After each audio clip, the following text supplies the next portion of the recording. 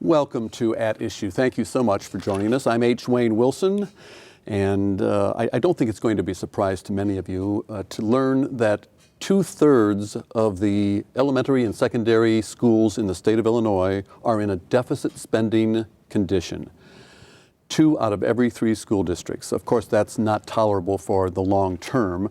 We're going to talk a little bit about how we got here, and we're going to talk about possible solutions with the top educator in the state of Illinois. I welcome to the program Dr. Chris Cook, who is the State Superintendent of Education for Illinois. Thank you so much for joining us. Thank you for having me. You have a tall order in front of you on multiple fronts. Let's talk about bottom line dollars. We're going to talk big numbers first, and we'll get down to what that means to you in the school districts. But the state provides about 1/3 of the funding for the school districts. In a good year. Okay, less than 1/3. $4.3 billion approximately the current school year. Mm-hmm. The governor has proposed 4.1, a reduction for next school year. Mm-hmm. The state board has said we'd like 5. You just testified before the Senate Appropriations Committee, you and Jerry Chico. What was your sense? What was the reception in terms of where you might be? Well, I think there's certainly a high awareness of the fact that we're underfunding our school districts and that they're struggling. There might be some disagreement about how much it really takes to educate children. The General Assembly had set up an advisory group years ago to advise the state on that. And even our ask of the General Assembly is far below what the Education Funding Advisory Board, a statutory board, recommended. We would need billions more if we went with their recommendation. There's a foundation level that's set in statute. It's $6,119. The state board's proposal aligns to that statutory level this year, but that's far under what the Education Funding Advisory Board even recommends, which is over $8,000 per pupil. So you can see that what I'm hearing in the committees are a lot of discussion around our funding formula, what it means to adequately fund education. And I think you're hearing a lot of legislators think about that differently. There's concerns about how much Chicago gets in relation to the rest of the state. There's concerns around counties that have property tax limits, and where those limits are in place, the state makes up the rest of the funding. And that's been questioned as to how fair that is, particularly when we're funding less. There's concerns about several elements of the formula, and I think that's healthy and should occur. But that discussion might even take place in a task force that Senator Andy Manar of, that's a Decatur, Taylorville area, down to Litchfield actually, he wants a task force to look at altering the general state aid formula? Yeah, he wants to look at the formula, and largely based on, I think, a lot of these discrepancies, and there's been a lot of information shared about the formula, how it's not working. We've also, other things I think that he would like to study with that task force are the amount of money that we're paying for poverty, how we define poverty. We have an increased number of kids and families in poverty in Illinois. That impacts the amount of state funding needed based on the formula. So they want to take a look at that issue as well. The 2 areas that we've seen the most growth in are this adjustment based on property tax and also in poverty. And we have, anytime housing values decrease in the state, as they've done in the recession, that impacts the formula. When housing prices go back up, then that impacts it in another way. So I think having a formula that ties to zip codes or where you live tends to be problematic. We have a lot of areas in the state highly dependent on the state funding, the general state aid portion of the formula. And when that is prorated, as it has been because there hasn't been enough money to fund education, it leaves a lot of districts in distress. We've had, for the first time, this is now my 7th year as superintendent, we've had 2 districts that have come forward unable to make payroll for the current school year. And that's a crisis that we certainly want to avoid, for sure. As an example, and there are other districts, but Streeter, for instance, has issued tax anticipation warrants to pay operational expenses this school year. And if you don't know what a tax anticipation warrant is, you're borrowing money now using next year's money to pay for it. So that's not a good position to be in at all. Not a good position. We just had also the month before looked at all the districts in financial distress, as we do every year. We, of course, have a growing number of districts in financial distress. We're tracking a number of them, over 20, that we're concerned about making through the next year, dependent on how much funding that we actually get. If the governor's proposal goes through, we know that we'll have a number of districts that might end up in the same situation of not being able to make payroll. So that obviously concerns us. You can't, within the beginning of a school year or middle of a school year, make a decision to move thousands of kids into another district, dissolve a district. That requires planning. It requires a lot of work in advance. Is there a viable solution if a district does run out of money during a school year? What alternative do you have? Well, not many. In one case, we did go to the General Assembly to ask for additional money on behalf of the district. That was granted. We have 2 districts who are completely under our oversight currently in the state. They were under our oversight for a number of issues: financial, governing issues, academic issues. North Chicago and East St. Louis are the 2. We had to go back for an ask for East St. Louis, and it only takes them through September. Neither of those districts have a balanced budget in their near future, and every time that we're not funding education, it becomes worse and the problems grow. We also raised at the Senate hearing and at the House hearing the fact that while we're hearing a lot about the constitutional obligations we have with pensions, we hear less about those that we have with education, K-12 funding. But in fact, Article 10 of the Illinois Constitution requires that we adequately fund a basic education as a state, and we're questioning whether we're meeting that obligation. We don't think we are. Let's continue on the financial realm of this. TRS, Teachers Retirement System. With the exception of the Chicago school system, the state of Illinois pays into the system on behalf of the schools. Mm-hmm. There is some discussion with Illinois' financial plight to move that either in lump or through a prorated system over a period of years to the local districts. The concern that I hear from superintendents is that first, you need to do that over a long period of time, maybe 10 years, but they already are at their limits in terms of how much they can tax the public. Right. A solution to this? Well, certainly with all the discussion of possible fixes to this, there's none without controversy. I have had many district superintendents tell me this past year that had they known proration was actually going to occur, they would have welcomed a cost shift, particularly one that's gradually phased in over time. And again, the problem we have with our entire budgeting process is it doesn't allow districts time to plan. So they're already anticipating, in a conservative way, hopefully, what next year will look like. So they have to take all sorts of staff reduction measures early on. That's why you have local boards all over the state laying off personnel, and the majority of education funding goes to pay for people who are working directly with kids or administering schools. So by the time they get a final budget, they're well into beginning the school year, and it just doesn't allow them any time to adjust. So our whole budgeting process, and in fact I think even the bill that was introduced by Senator Menard speaks to that issue, the need for them to be able to anticipate what's coming and to have an adequate amount of money there for districts. You mean have a budget that goes beyond just 1 year? Or certainly, yeah, or anticipates growth versus reductions. It's, that can only mean one thing for a school district at this point in time. And we have 67% of districts deficit spending this year. Some of them have been doing it for 3 years. So, this isn't their first year doing it. So if they were lucky enough to have reserves, they're starting to eat into those. Many of them can't raise revenue, they can't issue any more bonds, and they can't tax. So they're left without options. Let's move to some mandates, and most of these mandates are unfunded. And you no doubt have talked to many legislators about the requirements. Just one example to start us, certified nurses. I talked to one rural school district, the superintendent there, and he said he can't even get a certified nurse, can't even find one.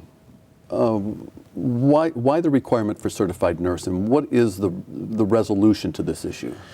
Yeah, so we have the issue of mandates in general has been a hot topic for several years. I think and only has heated up as resources have dwindled, and is a good one.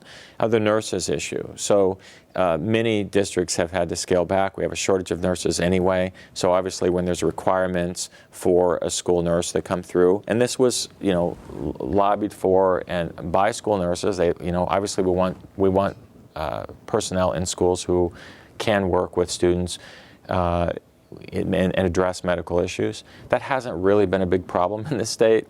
So that's one issue that we looked at scaling back on. We have actually rules out for public comment right now to look at that issue and delay implementation and to really pull back on those things. Now, keep in mind, we want good personnel working with our students, but at the same time, this is a difficult time to be hiring personnel, particularly if they cost more money. But we think that kids' needs are being met, and that's why we have proposed some regulations that would scale back that requirement.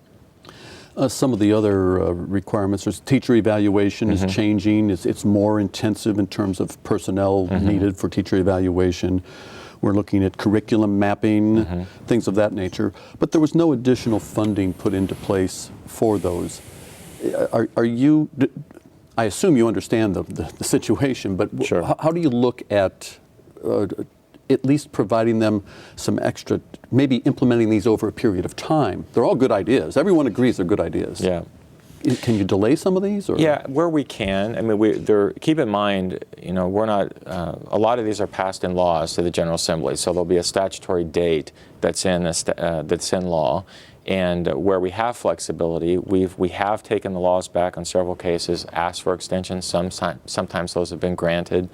And in other cases, we're always going to be working, for example, from standards. So we have standards right now that help districts to guide curriculum and instruction.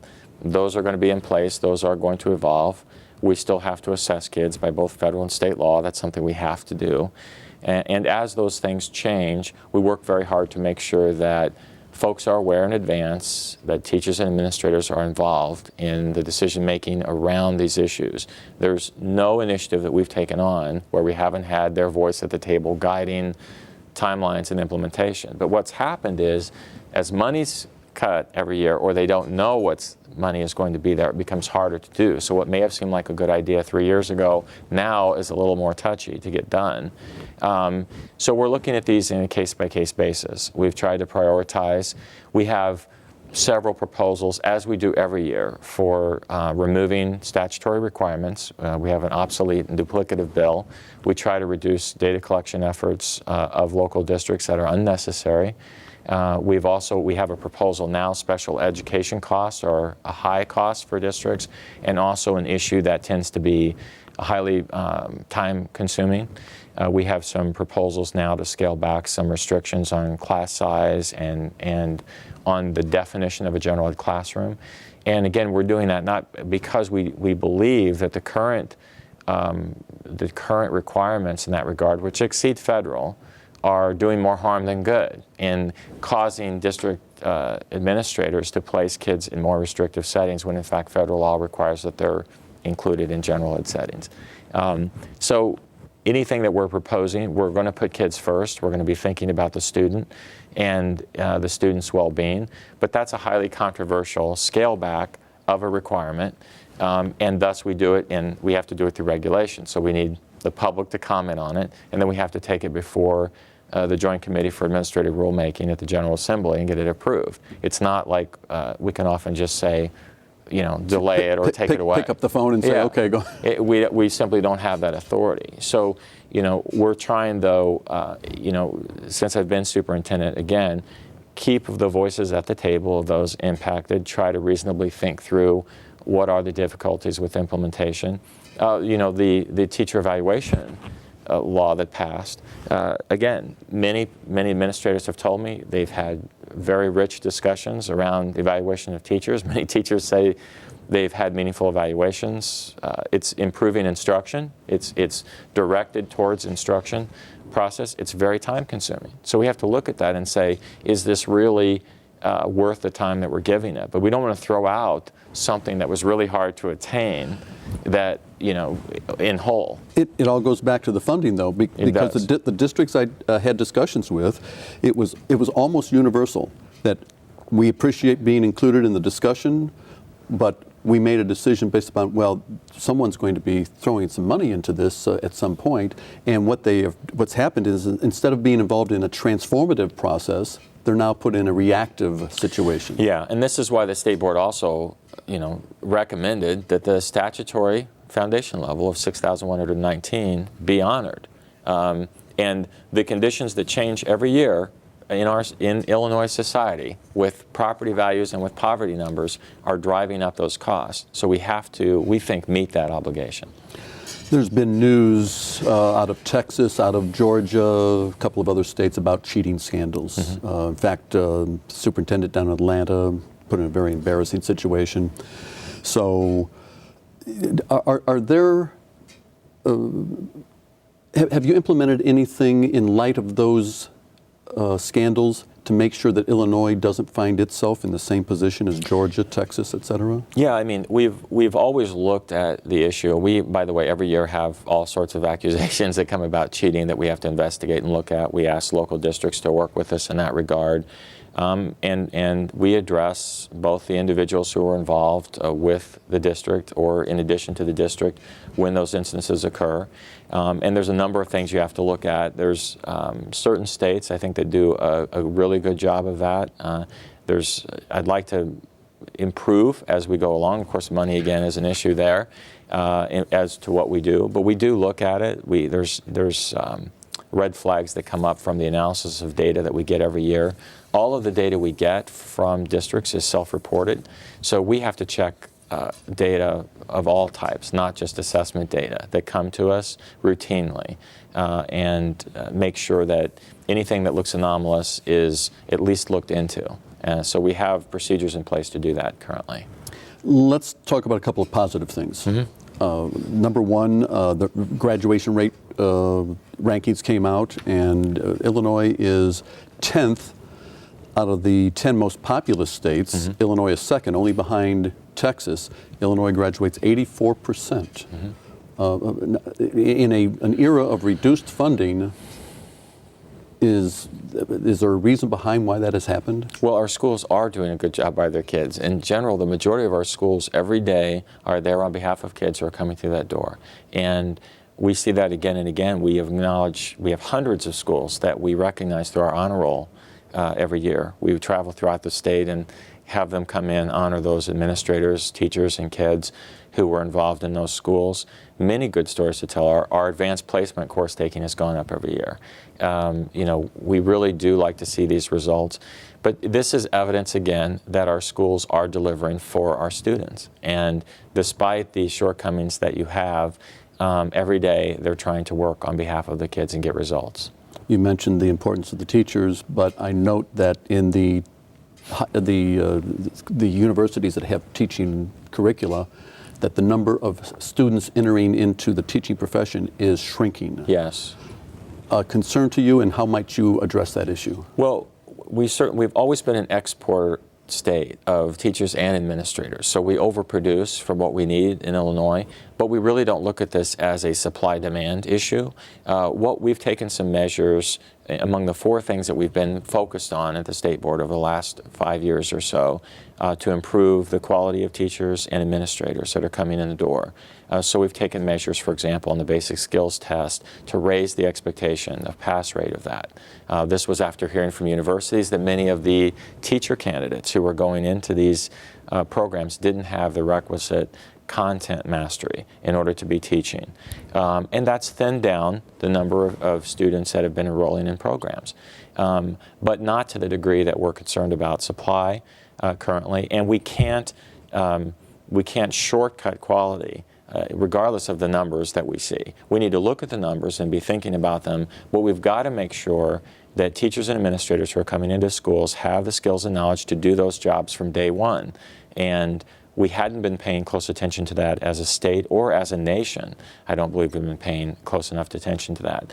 So we've been working really hard on thinking about, for example, making sure teachers have mastery of the disciplines they're going to be teaching, making sure that they're aware of and have the skills to accommodate or modify curriculum for diverse learners, because they're expected to work with those learners from day one. And so again, we've made a lot of efforts to improve and require higher ed to also produce a workforce that is relevant and usable in our schools. Do you want to talk a little bit about Common Core? Whatever. I saved it for last because if we started with it, it would have taken the entire half hour. Sure. Why are the districts so concerned about Common Core requirements? Well, I think Common Core requirements, by the way, so folks know, they're standards that are internationally benchmarked in language arts and math. And we adopted these a couple years ago. They went through all of our same process that standards always have, and our standards always have to be looked at. But while they're exciting for teachers and administrators, and why folks are talking about them, are because they're going to require a different way of learning. And for example, when a student in the near future, sits down to take a test, they won't be simply darkening in a bubble on a multiple choice test. They're going to be required to apply the knowledge that they have in answering assessment questions. And a teacher will have to know the standards that the student should have known the grade before and the grade after. They are not, our standards before were too broad. They weren't deep at all, and I think it's very exciting and logical now that we have standards that so many states have adopted, because our families move from state to state. But these were state-developed by states. We did this collectively. There's some misconception out there that these are national. They're not. The U.S. Department of Ed had no hand in their creation. We as states came together and said, let's decide on what kids need to know and be able to do at grade levels. Let's have it internationally benchmarked, and we're sure we can meet those. And in particular at the high school level here in Illinois, because we've been a universal ACT state where everyone takes it, we've had pretty high standards that align closely to what's there. But at the elementary level, we found there was a real disconnect, and particularly in math at the lower grades. So early on, we did a gap analysis. We've notified and worked with teachers to try to make sure they understand the new expectations that are in place and for which students will be assessed. And I think that's been a healthy discussion, a good discussion, one that keeps kids central to the discussion, what they need in order to be successful in college and careers. And for that reason, I believe these will easily be sustained over time. So this is not a requirement of Race to the Top? No. Now, Race to the Top did incent states to adopt these and had time frames for that, but we were already on the road, well on the road and to adoption before we even applied. And as you know, we weren't successful in our two first applications. It was through the third one that we finally were. So we already had decided to do this. In fact, even before this administration was in place, we were convening high school English language arts and math teachers with university faculty in those same disciplines in Illinois and having discussions around what students should know and be able to do when they come into college. So we had done a lot of work on this. It had always made sense to us, and states should routinely revisit their standards and make sure that they're on par with what's required. I want to finish on a high note. You mentioned ACT scores, and there's only 9 states in the country that test all their students on the ACT high schools. Yeah. And Illinois is number 1 of those 9 states. That's right. 20.9 was the average? Composite score, yeah. Do you hear back from districts, or do you have communication with them in terms of encouraging them when you see those kinds of scores? How do you make sure that continues, that wasn't a fluke? Yeah, well, we know it's not a fluke because we've been given now ACT for a long time in Illinois. We have nearly 20 years of data, and this is evidence again of why having a high expectation and standard works. So every year you see incremental increases, not huge. You don't want to see huge fluctuations in assessment data. That's an indication something's wrong. Because you might see Atlanta. Right, I might see Atlanta. I'm worried then. But we have incremental increases that you would expect with having a high expectation. And instruction that's calibrated to help students, reach that. And where we have work to do and a bit of a barrier to do this more quickly in Illinois has been the disconnect between an elementary or a high school district and also with the assessment results. That's why we've taken measures to raise the cut score on the ISAT. We're doing this to get folks ready for what's coming. And just by virtue of the construction of districts, you have a huge disconnect. A lot of feeder elementaries come into a high school. Dr. Chris Cook, thank you so much for, in the short amount of time that we had, explaining what the situation is with education in the state of Illinois and most in particular funding of education. Thank you. We appreciate you joining us on that issue. We'll take a couple of weeks off as we have the auction next week, and we'll be back on May 9th with another edition of At Issue when we talk about how we get Democrats and Republicans to talk to each other and to listen to each other on Capitol Hill. We'll have that conversation May 9th. Please join us then.